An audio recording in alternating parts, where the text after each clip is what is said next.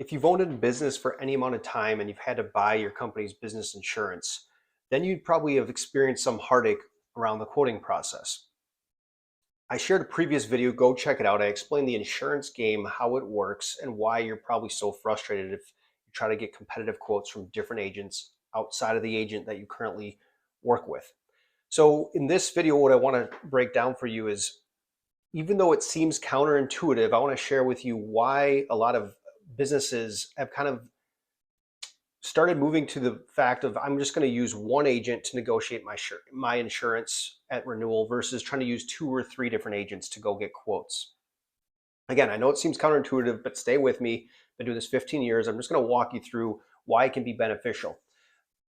Hey, if this is your first time joining us, thanks for checking out the channel. My name is Micah Salas. This is called the Business Insurance Playbook. I've been helping business owners, many of them in the construction space, for 15 years, manage insurance and risk and help with bonds. And I just hope that you guys get a ton of value out of this channel.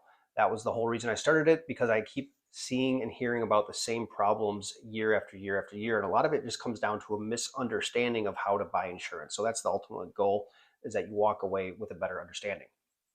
All right. So as I mentioned in the intro, I'm a fan of using one agent to go to market. Now you might say, well, how do I avoid getting screwed, right? How do I not get taken advantage of? Fair concerns.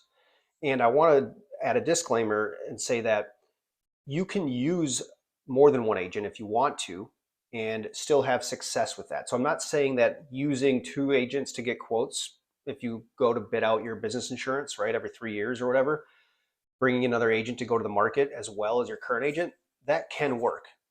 I just think, based on what I've seen, that using one agent what makes way more sense and works way more effectively for you, right, the owner. So that's really important to understand. I also want to make a quick note before I get into kind of sharing why one agent is more advantageous in my opinion. And that is, there could be times when you actually can't just use one agent, right? Or maybe it makes sense to bring in another outside agent. And really, the only scenario that is when your current agent maybe doesn't have access to a specific market that is really competitive in your space. And so another agent says, hey, I represent, I'm just going to throw a name out there, Travelers Insurance. And let's say your current agent doesn't have access to Travelers. Well, then it makes sense to strategically, if you bring in other agents, say, okay, I will let you go to the market because I know you represent a carrier that really wants to write our business and they can be competitive. So you can go to Travelers. But it doesn't mean you just give up blank control to this other agent. You get very strategic about what carriers they can go to. And so that's the only reason I can think of why it really ultimately, why you'd ever need to use more than one agent to go to the marketplace. Because again, if there's 5 or 6 insurance carriers that would even offer you a quote, and your current agent has access to all 5 or 6, why would you take some away and divide them up between him and then give them to a different agent? Especially if you're happy with the service and coverage and all the other stuff. If you're unhappy with the coverage, the service, just your overall experience, your lack of advisement, your agent doesn't call you anymore, I don't care what it is. If you're unhappy with any of that stuff, you don't need to go bring in another agent to get quotes to make a change.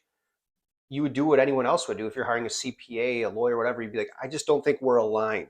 I'm going to bring in a different agent that I think is going to better serve me, right? That we're going to be a better fit with, and I'm just going to hire them to take over my current policy and then work my renewal going forward, right? And you do that via the agent of record letter. Now, I'm not going to get into that on this video, but we'll talk about that as well. What is the agent of record letter? Why it has a bad reputation? Why you don't have to be scared of it? Why it's actually your most helpful tool as a business owner. It gives you control. All right. So now that I've basically told you that both methods work, one or multiple agents, but I'm a fan of one, so you know that. You know the reasons why. I want to share with you the 4 main reasons that I've seen people use one agent and why it works really, really well when using just one agent. Now, like I said, I've been doing this for 15 years. And over that time period, there's been several instances where, on average, just so you guys know, I've kept track of the stats. The people who've hired me have saved 17%, right? And so they've gone with, hey, we're going to use one agent exclusively, and they're still saving 17%. Usually, one of the biggest obstacles in your mind or a business owner's mind when I bring this up is like, well, if you have exclusive access to the market, how are you going to actually get the best price? Because you won't drive down the cost nearly as much, right? If I bring in an outside force, you'll get kind of lazy. That could be true. A lot of this does hinge upon you having the best agent, right? Having an agent that's trustworthy, that's transparent, that actually has your best interest in mind. That is key, right? So that is true. But one agent goes to several markets, 5 different carriers, and they are the ones who bring that price down for you. It's like you and your agent should look at yourself more like this. You're side by side, not even you, then the agent, and then the 3 carriers. It's you, your agent are side by side, and then going to those 5 different carriers. And the way you're driving down that price, even though you're using one agent, is mystery, right? The carriers don't know what the other 4 are going to do if you've gone to 5, right? And so it's just like a home. When you're putting a home on the market, it might be listed at 700,000, but if 10 people come to see that house, some people might offer over ask, some might offer under ask. And so that's the mystery, and that's what your agent's job is, to help facilitate that negotiating, that excitement for your risk, and drive down the cost of your insurance, right? So the more underwriters that you can get interested in your risk and your business, the better it is for you, because then you have more leverage versus just one carrier. So you want to work with your one agent, and that one agent can now negotiate. This is point number one. Basically, the agent can negotiate from a place of power, right? They have leverage, right? Because you've given them authority. The very first question usually an underwriter asks is, do you control this account to any agent sending a submission in? Because an underwriter knows that if you don't control it, their odds of writing it are less. So anyways, give your agent leverage and power, and allow them to negotiate from a place of power. Because a lot of times underwriters will also say, well, if I get there, can I get the business? I don't know. And they want to know that they're speaking to someone that has the ability to get the deal done, right? But if they're dealing with an agent that is not in control, then they're probably not going to come out with as strong of pricing or negotiate as or be willing to make offers they otherwise would make if they were working with an agent who had more power. So the second reason that I pro of using one agent for you is that you aren't forced to make trade-offs. What I mean by this is it's pretty simple. Let's say you're talking with 2 agents, you divide up the marketplace. Agent A gets these 3, agent B gets these 3. You really like agent A, but agent B, one of his 3 carriers, was the better carrier. And so they're better priced, or maybe just better coverage, whatever your factor is. But you loved agent A. He just jived with you. He fit with you. He knew your industry more. Whatever, you liked his team more.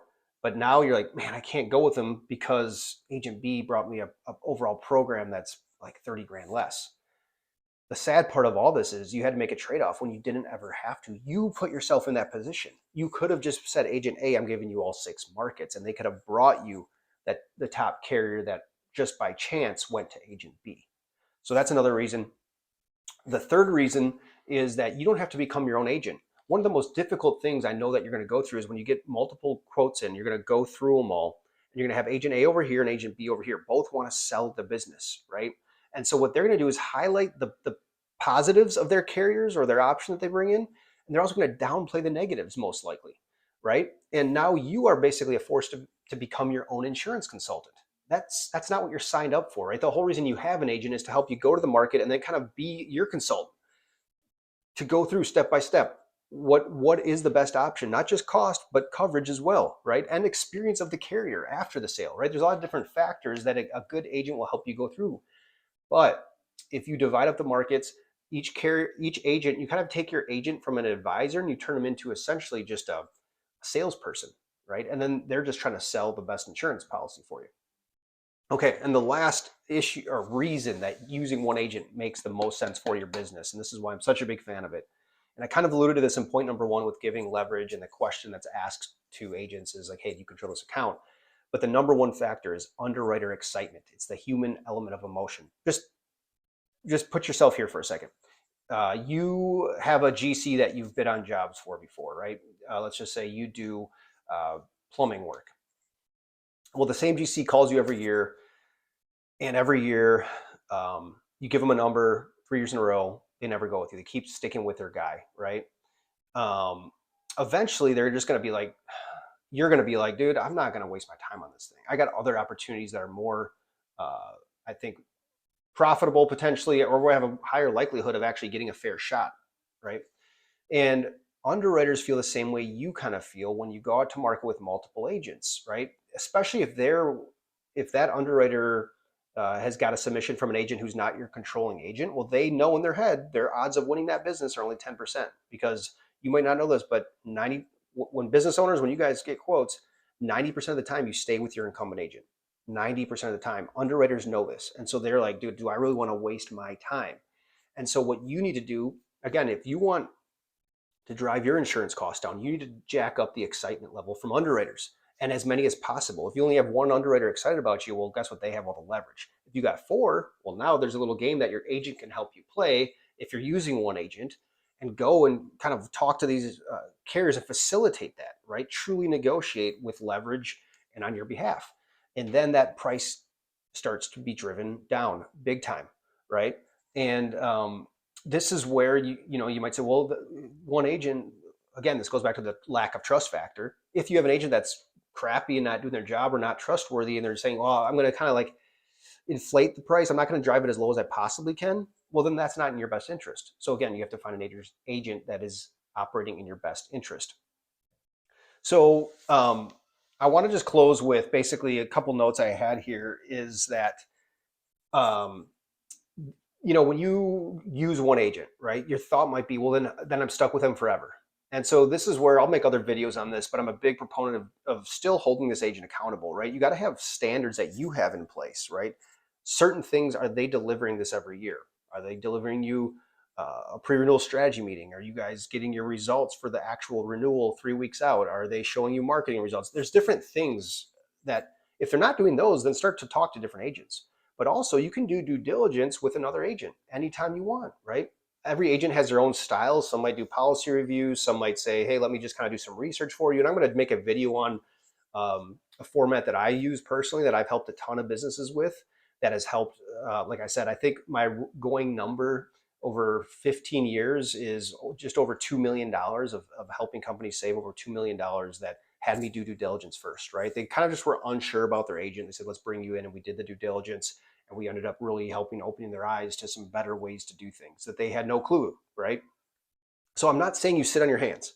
I'm not saying you just blindly trust one agent. So don't confuse us with that. I'm just saying using one agent works the most effectively, but you have to figure out how to pick that agent, right?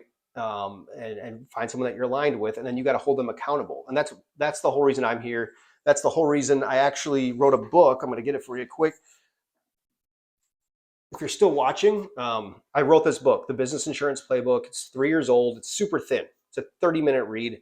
I wrote it for business owners who just want to be able to hold their agent accountable and to basically understand the high-level parts of insurance so they don't feel like they're getting taken advantage of. That's the whole goal of it. All right, guys. Hey, if you like my video, again, share it with some folks. If you have friends that own businesses, trying to just get this message out to as many people as possible. If you want to talk with me, I don't care if you have a silly question or if you want to do due diligence or whatever the case may be. My email and my cell phone number are in my YouTube profile. Again, my name is Micah Salas. You can find me on LinkedIn. Happy to help with you and see if I can answer any questions you might have. All right. Thank you so much. Take care.